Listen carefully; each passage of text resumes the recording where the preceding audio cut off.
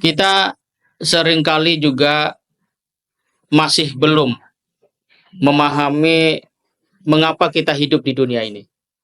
Apalagi kalau sedang asik-asiknya dengan kegiatan-kegiatan yang kita sukai atau bahkan kewajiban yang harus kita jalani. Mengapa itu semua terjadi? Karena kebanyakan kehidupan manusia, terlebih di era seperti sekarang, masuk yang disebut dengan masa digital, itu kita kerap merasa bahwa hidup ini yang penting berjalan dengan baik.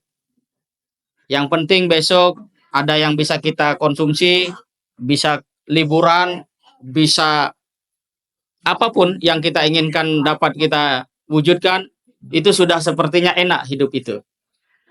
Tetapi benarkah hanya seperti itu? Lalu untuk apa kemudian kita berada di muka bumi ini? Nah, disinilah sebenarnya rute kehidupan manusia yang berjalan pada era sejak Nabi Nuh. Saya sebut era sejak Nabi Nuh karena peradaban manusia itu memang tumbuh di sana. Nabi Adam itu bisa disebut dengan skala keluarga karena jumlahnya masih sedikit dan semua bisa diketahui ini langsung cucu dari Nabi Adam gitu. Tapi di era Nabi Nuh ini sudah mulai banyak dan yang disebut peradaban mulai muncul. Nah, sampai kemudian kepada kelompok-kelompok manusia yang disebut di dalam Al-Quran itu seperti kaum Ad, kaum Samud, itu adalah kelompok-kelompok bangsa-bangsa yang secara kemampuan intelektual bahkan juga teknologi itu punya kapasitas yang sangat unggul. Ya, bahkan kalau kata Al-Quran, mereka mampu menghadirkan sebuah rekayasa teknologi yang kita tidak mampu mengejar hal itu. Ya, contoh misalnya kalau kita ke Mesir, piramida yang hari ini ada itu sudah ada zaman Nabi Musa ketika Fir'aun membangun itu dan sampai sekarang masih ada. Nah, kalau kita bandingkan dengan konteks manusia hari ini, baru membangun sebuah gedung dalam waktu 25 tahun, dia sudah mulai kelihatan tidak kokohnya dan seterusnya. Itu menunjukkan bahwa memang betul oleh Allah dikasih karunia itu.